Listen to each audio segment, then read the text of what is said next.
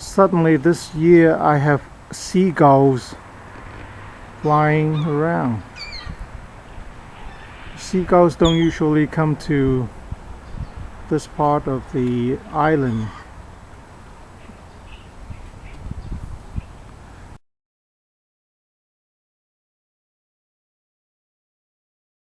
Electronics might be slightly different, but from what I gathered, this unit looks pretty much similar to the Yamaha generator that you see being sold for $1,200 or $1,100 or so. This one retails for $600 to $800. A small hole in the box. Generally, if you buy it online, this fuel cap is one of the places where the generator could be damaged, because it sits right on top and the protection for it is not that great. Now, before I go any further, I'm not going to, I have to tell you, I'm not going to start the generator, because once you put gas and oil in it, then you can't really return it, and I don't plan on storing oil and gas in this generator until I try to use it for the first time. If you let oil or gas in the generator and let it sit for a long time, then you're going to have a problem. You might not be able to start it when you really need to use the generator. So let me go over some of the features that I like on this generator. This is the main panel that has all the controls on it. I did a little bit of research, and there are many good points about this generator. It's an inverter generator. Basically, I think it uses sort of like a alternator, sort of like a ceiling fan converted permanent magnet alternator, and it outputs DC and then it rectifies it to outputs AC, rectify it to DC, and then invert it back to AC. So it's probably a little complicated, but you can think of it as a solar setup like the one I have here. I have DC and then you put in an inverter, although my inverter is a modifying sine wave inverter. In a generator like this, it would be a pure sine wave, so it's good for sensitive electronics like computers and such, or your plasma or LCD TV. Although some of the regular generators, they don't have a real problem with it, but I want something that can give out clean electricity, and hopefully this will do the job. Okay, on the panel here you have the smart throttle and on-off switch engine, the fuel petcock, and then a couple of AC outlets, 20 amps, and then you have the choke, the ground, and 8 amp DC circuit breaker on off, and then you have a 12 volt 8 amp DC outlet. That's it. You can use this to charge a battery, 8 amp in 12 volt. The output would be approximately 18 volts, and it is unregulated, so if you were to charge a battery, you have to keep an eye on it and check on it to see if it's fully charged, and if it is, you have to disconnect it, otherwise you will overcharge it. In some cases, it's probably better to plug your battery charger into AC, because a battery charger would go into trickle charge when you after you fully charge your battery. So it's probably better that way. But say if you were to use the DC output, you have to set your smart throttle. You have to turn it off so that it runs at maximum RPM to give you the amps that you need. Same thing if you to run anything that is like a motor or a compressor or anything like that, you have to turn off your smart throttle.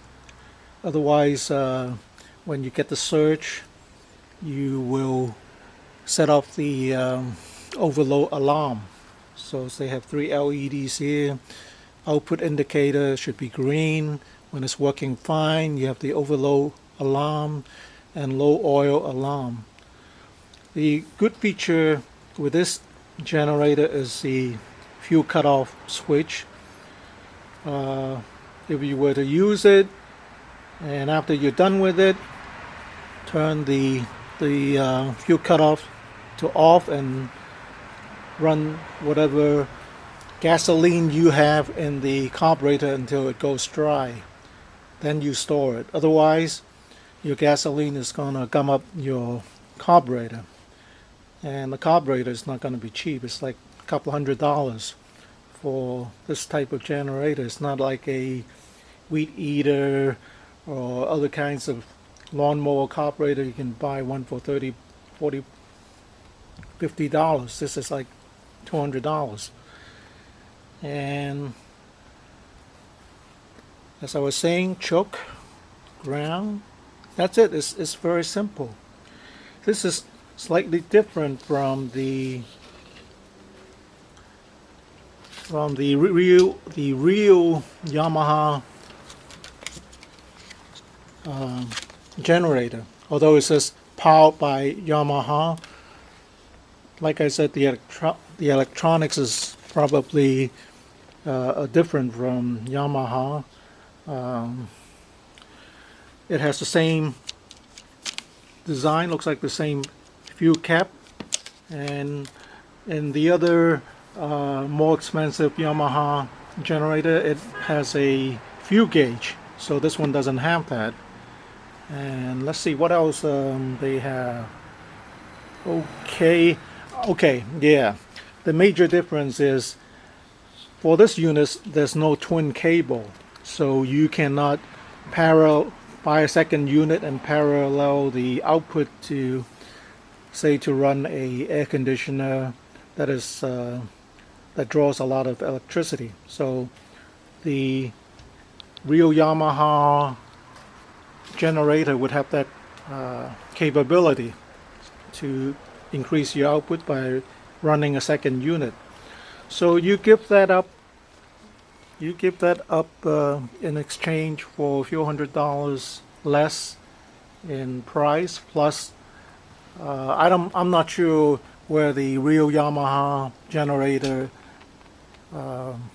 is made. It could be made in Japan, or who knows. You never know where they make these generators anymore. This is the pool. So, okay, what else can I say about this? So this is the back of the generator. That's the spark arrestor. And you have to remove the panel to put oil in. The generator came with hardware for the charging cable for your DC, and also a funnel and a bottle of oil, so you can fill it up. It takes about 0.4 liter of oil and about 4 gallons, of gasoline. So if you run it at half load, it can probably run for a long time. Noise level is supposed to be 51 dB. Maybe if you are 20 or 30 feet, I don't know, you probably won't be able to be disturbed by it too much. It's supposed to be a pretty quiet generator because it will power down or slow down when the load is not a full load, unlike the regular generators that runs at 3600 RPM. Okay, it's about 44 pounds, so it's light enough. I bought it so I can use it as in an emergency to power my boiler fan. I don't know how well that will work because that needs a little under 12 amps. So this is about 2000 watts maximum, 1600 watts continuous. So it might just barely work, but I don't really want to buy one of these big generators. I don't have room in my garage for this, and I kind of doubt that I will ever have to use this. I hope not, but if I need to, I have it, and I guess if my neighbors need it, I will lend it out to them. I will eventually buy a transfer switch, probably a ProTran 6 circuit, so I can plug this in, and if I ever need to, if I buy a regular generator, the one that sounds like a lawnmower, I can use that too. That kind of lawnmower generator, they sell them basically very cheap, about $300. You can buy one at Harbor Freight. The only problem with this particular unit and that other types of unit is getting parts for it. I googled Yamaha parts for generators, and basically I find 0 to none. Now this is made by Smarter Tools, and I bought this because they have a 3-year warranty, and I got this at Costco, so it's a reseller that I trust, and hopefully Smarter Tools will have parts for this generator. If not, hey, if the engine goes, you won't be able to repair it anyway. The electronics, most likely it's just a circuit board. If it is available, you can swap it out. If not, then you cannot. This Yamaha type engine they use in a lot of other generic generators. You can buy them from China. If you have a way of shipping them over, they cost $400 to $500. And there are ones that I've seen that are sold in Australia. They sell them for $1,200. Same engine. So you are buying it here and you pay a little more because you can hopefully get some service from the reseller and also from the manufacturer.